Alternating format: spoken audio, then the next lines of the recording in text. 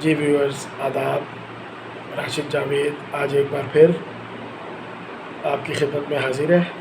آج لاہور سے basically long march روانہ ہوا ہے اسلام آباد، جس کی قیادت کر رہے ہیں مشترکہ طور پر مریم نواز اور حمزہ شہباز۔ اور جو مجھے پتہ چلا ہے کہ ابھی تک جو رات گئے تک جو یہ قافلہ ہے، یہ کارواں ہے، یہ لاہور کے اندر ہی موو کر رہا ہے۔ حالانکہ یہ دوپہر 2 یا 2:30 بجے ماڈل ٹاؤن سے روانہ ہوا تھا، لیکن ابھی تک یہ لاہور کے اندر ہی موو کر رہے ہیں۔ بالکل یہ اسی طرح مجھے یاد آ گیا کہ جب نواز شریف صاحب نے ججز بحالی کی مہم کا سفر شروع کیا تھا تو بالکل یہی ہوا تھا کہ بہت دیر تک وہ لاہور میں ہی رہے تھے۔ اچھا، جب 2014 میں عمران خان نے بھی دھرنا شروع کیا تھا تو آپ کو یاد ہوگا کہ وہ بھی ٹھیک ٹھاک دیر تک لاہور کے اندر ہی رہے تھے۔ تو اب سچویشن یہ ہے کہ دوسری طرف آج ظاہر ہے جی پی ٹی آئی کا بھی جلسہ ہے آج شام 27 مارچ کو اسلام آباد میں پریڈ گراؤنڈ میں، اور اس کا بھی بہت زور و شور ہے، تو اس کے لیے بھی قافلے روانہ ہو گئے ہیں بالکل۔ اور عمران خان جو ہے وہ کوئی سرپرائز دینے کے موڈ میں ہے۔ اچھا، چند باتیں میں گوش گزار کروں کہ لاہور کے اندر، کیونکہ میں لاہور کا ہی شہری ہوں، میں موو بھی کرتا ہوں شہر کے اندر، تو میں نے دیکھا کہ کچھ بینرز، کچھ ہورڈنگز فرسٹ ٹائم لگے جس میں دین اسلام کا نام لیا گیا اور جس میں واضح طور پہ انگلش میں لکھا گیا ایبسولوٹلی ناٹ۔ تو بیسیکلی عمران خان نے اس وقت یہ سلوگنز اپنائے ہیں، وہ اپنی پبلسٹی اس طرح کر رہے ہیں اور لوگوں کو وہ اور ان کے پارٹی کے جو دیگر رہنما ہیں وہ ریکویسٹ کر رہے ہیں، وہ دعوت دے رہے ہیں اپنے کارکنان کو اور عوام الناس کو بھی کہ آئیے ہمارے ساتھ اسلام آباد چلیے اور آئیے ناموس رسالت کے مجاہد کے خلاف جو انٹرنیشنل سازش ہو رہی ہے اس کے خلاف آواز بنے اور ایک واضح طور پر احتجاج کریں۔ اس ساری کارروائی سے یہ لگ رہا ہے کہ عمران خان صاحب جو ہیں اور ان کی پارٹی کی سینئر اکابرین وہ بیسیکلی اب اس بات کو ذہنی طور پر تسلیم کر بیٹھے ہیں کہ ان کی گورنمنٹ جو ہے اب وہ نہیں چلے گی، عدم اعتماد کی تحریک کامیاب ہو جائے گی۔ اگر ووٹنگ بھی ہوگی تو عمران خان وہاں پر اپنی گورنمنٹ کو نہیں بچا پائیں گے، اور یہ حکومت جو ہے یہ چند دنوں کی مہمان ہے۔ کہا جا رہا ہے کہ 3 اپریل یا 4 اپریل تک یہ ووٹنگ بھی ہو جائے گی۔ شیخ رشید احمد صاحب نے بھی آج اس حوالے سے اسی توقع کا اظہار کیا ہے۔ تو میں یہ بات کہنا چاہوں گا کہ اس وقت عمران خان صاحب اپنے جلسوں میں بہت زور و شور سے یہ کہہ رہی ہیں کہ جی امریکہ اور یورپ مجھے ہٹوا رہا ہے، امریکہ اور یورپ مجھے ہٹوا رہا ہے، ان کو قبول نہیں کہ میں کرسی پر رہوں۔ اور اس کا جواب یہ دوں گا کہ آج میڈیا کا دور ہے، آج کمیونیکیشن کا دور ہے، آج واٹس ایپ کا دور ہے، آج ٹویٹر، آج فیس بک موجود ہیں۔ ایک وہ دور تھا جب جنرل پرویز مشرف نے نواز شریف کے اوپر جہاز ہائی جیک کرنے کا الزام لگایا تھا اور نواز شریف کی گورنمنٹ کو چلتا کیا تھا اور ملک میں مارشل لا لگا دیا تھا۔ اس وقت میڈیا اتنا اوپن نہیں تھا اور یہ جو کمیونیکیشن کے ذرائع تھے ہیں جو آج کل یہ نہیں تھے، اس وقت بالکل نہیں تھے۔ ایون کہ مطلب اس دور میں آپ کو یاد ہوگا موبائل فون بھی بہت کم لوگوں کے پاس ہوتا تھا، تو ایس ایم ایس کی بھی اتنی روایت اس وقت نہیں تھی۔ اب اگر آپ آج کا پاکستان دیکھیں یا آج کی چلے دنیا دیکھ لیں تو اب یہ ہے کہ اب ماشاءاللہ لوگوں میں شعور خود بہت آ گیا ہے۔ آپ دیکھیں گے کہ ٹویٹر پہ بہت سارے لوگ ہیں جو بڑی سینسیبل بات کرتے ہیں، یا یوں کہہ لیجیے کہ جن کے پاس بڑا زبردست نالج ہوتا ہے اور وہ عام سٹیزنز ہوتے ہیں، وہ ٹویٹر پہ مشہور ہو جاتے ہیں، ان کو بلو ٹک بھی مل جاتے ہیں۔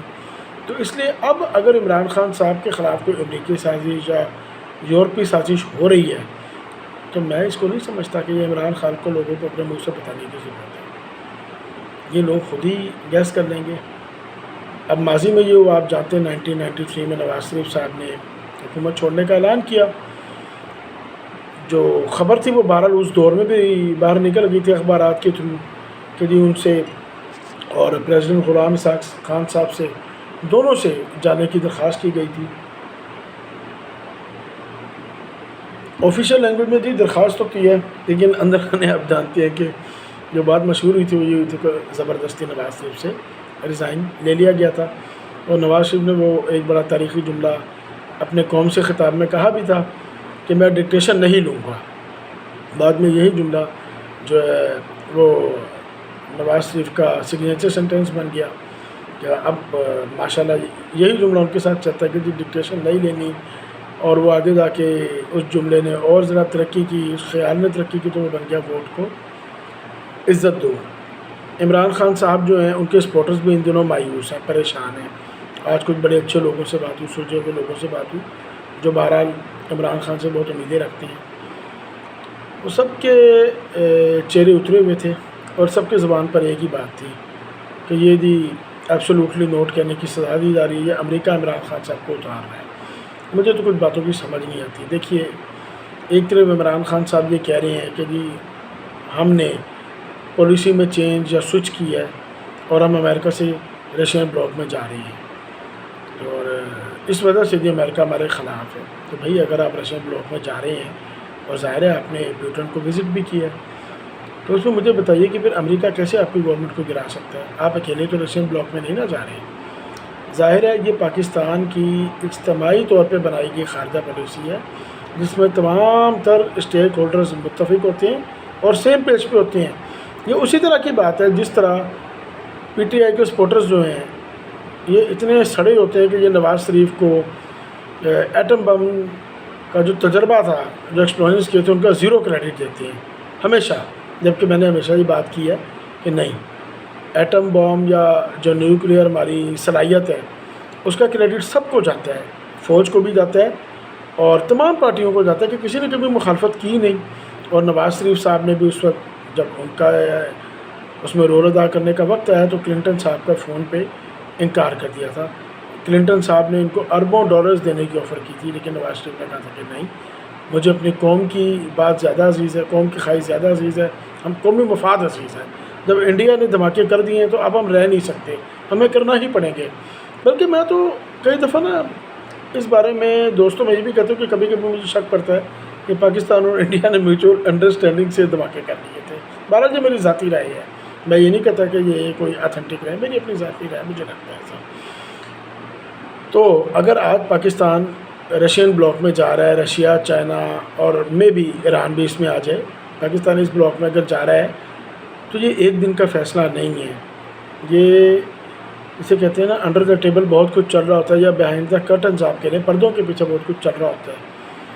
تو اس لیے عمران خان صاحب یہ نہیں کہہ سکتے کہ یہ ان کا ذاتی فیصلہ ہے اور امریکہ غالباً پاکستان کی اسٹیبلشمنٹ کو یوز کر کے عمران خان کی اقتدار سے باہر کر رہا ہے۔ ایسی کوئی بات نہیں ہے، ایسی بالکل کوئی بات نہیں ہے۔ اچھا جی، دوسری بات جو ہے وہ یہ ہے کہ عمران خان کل کیا سرپرائز دے سکتے ہیں۔ چلیے آئیے ذرا اس پہ بات کرتے ہیں۔ سرپرائز جو ہے وہ ممکنہ طور پہ یہ ہوگا کہ پنجاب اسمبلی ڈیزالو ہونے جا رہی ہے۔ آپ لوگوں کو اب تک میڈیا سے پتہ چل بھی چکا ہے کہ Punjab assembly is going to be dissolved, اور اس کی سمری بزدار صاحب نے تیار کر لی ہے۔ اور ساتھ ساتھ ظاہر ہے کہ پی کے اسمبلی بھی اچانک غیر متوقع طور پر اسی طرح تحلیل کی جا سکتی ہے۔ بلوچستان کا میں بھی کچھ نہیں پریڈکٹ کر سکتا ہے، اور سندھ اسمبلی ظاہر ہے کہ وہ مراد علی شاہ صاحب جو ہیں وہ خود نہیں توڑیں گے کم از کم کبھی بھی۔ تو اس سے یہ ہوگا کہ جب آپ کے دو صوبوں کی اسمبلیز ٹوٹ جائیں گی تو جلد از جلد پھر قومی اسمبلی کو بھی تحلیل کرنا، سندھ اسمبلی کو تحلیل کرنا بھی وقت کی ضرورت اور تقاضا ہو جائے گا، اور اس طرح نئی الیکشن کی راہ جو ہے وہ کھل جائے گی۔ عمران خان صاحب کوئی غیر آئینی حرکت بھی کر سکتے ہیں، بالکل کر سکتے ہیں، کوئی ان کا پتہ نہیں ہے۔ اسپیکر اسد کیسر کی مدد سے یہ کچھ بھی کر سکتے ہیں، لیکن بہرحال بعد میں ان کو اس کی بہت خمیازہ بھگتنا پڑے گا۔ اچھا جی، اب بات یہ ہے کہ اگر یہ متحدہ اپوزیشن اپنے مقصد میں کامیاب ہو جاتی ہے تو کیا یہ عوام کے مسائل حل کر پائے گی؟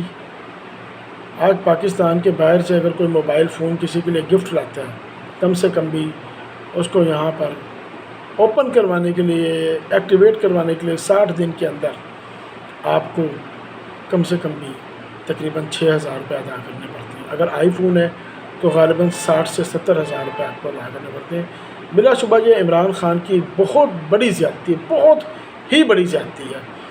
دیکھیے، کئی لوگ ہوتے ہیں وہ بیچارے خود موبائل فون نہیں افورڈ کر سکتے۔ ایک تو مہنگائی اتنی کر دی ہے، اتنی زیادہ کر دی ہے کہ پہلے اگر گزارا ہوتا تھا تو اب تو وہ بھی نہیں ہوتا۔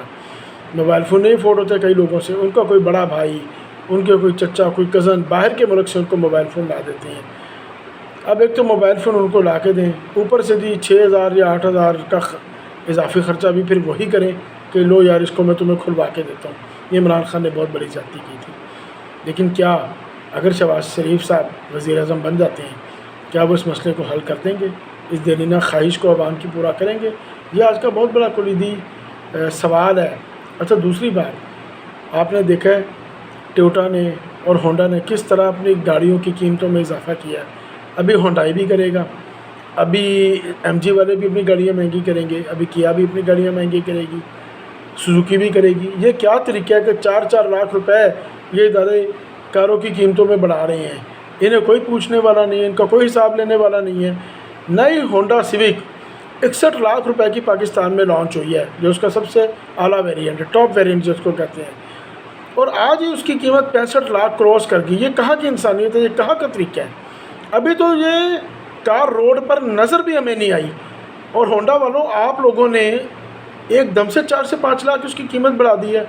کوئی انسانیت ہے؟ کوئی شرم ہے آپ میں؟ کوئی حیا ہے آپ میں؟ صرف پیسے کمانا چاہتے ہیں آپ؟ لوٹنا چاہتے ہیں آپ؟ شرم آنی چاہیے آپ کو۔ جن لوگوں کے پاس تو مہنگی کاریں ہیں وہ اپنی پرانی مہنگی کار، ظاہر ہے اس کی قیمت بھی 4 لاکھ نہیں تو 3 لاکھ اوپر ہو جائے گی، وہ بیچیں گے، اور اس کے بعد وہ جا کے جی یہ لے لیں گے نہیں کر کے، چلو جی 4 لاکھ اوپر ادھر بھی ڈال دیتے ہیں، 3 لاکھ یا 3.5 لاکھ کے پیچھے سے ہمیں بھی اضافی مل گیا۔ لیکن یہ دیکھیں کہ جو لوگ سیکنڈ ہینڈ کار لینا چاہتے ہیں ان بیچاروں کے ساتھ کیا ہوگا؟ کیا جرم ہے ان کا کہ وہی کار اب ان کو 3 لاکھ یا 3.5 لاکھ مہنگی ملے گی؟ خدا کے لیے میں ارباب اختیار سے ہاتھ جوڑ کے گزارش کرتا ہوں، اس مسئلے کو حل کیجئے، اس مسئلے کو حل کیجئے، پرائز کنٹرول پہ کام کیجئے۔ ان موٹر کار کمپنیوں نے لوگوں کا جینا حرام کر دیا ہے۔ اچھا، یہی کچھ موٹر بائکس کمپنیاں کر رہی ہیں، اور اس کا سب سے بڑا جو مجرم ہے وہ ہونڈا ہے۔ یہ جان کے اپنے بائکس کی قیمت انتہائی مہنگی کرتے ہیں، اس کے بعد یاماہا والے کہتے ہیں یار یہ کیا یار، ان کا بائک تو ہمارے سے کوالٹی میں مچ ہلکا ہے اور اس کی قیمت ہمارے بائک سے اوپر نکل گئی ہے۔ فوری طور پہ یاماہا بھی پرائس میں 5,000 یا 10,000 کا اضافہ کر دیتی ہے۔ خدارہ اس ٹرینڈ کو روکیے، خدارہ پاکستان کے عوام پہ رحم کریں، آپ لوگ مت اتنا ظلم کریں عوام کے ساتھ، شرم آنی چاہیے آپ لوگوں کو۔ اور میں اسپیشلی اس وقت اسٹیبلشمنٹ سے کہوں گا کہ اس مسئلے کو حل کریں۔ کوئی بھی گورنمنٹ یہ مسئلہ حل کرنے میں انٹرسٹڈ نہیں ہے، نہ عمران خان کر رہے ہیں، نہ کل کو شہباز شریف کریں گے۔ خدا کے لیے اس مسئلے کو حل کیجیے، یہ عوام کی آواز ہے، پلیز۔ مجھے سننے کا بہت شکریہ، تھینک یو۔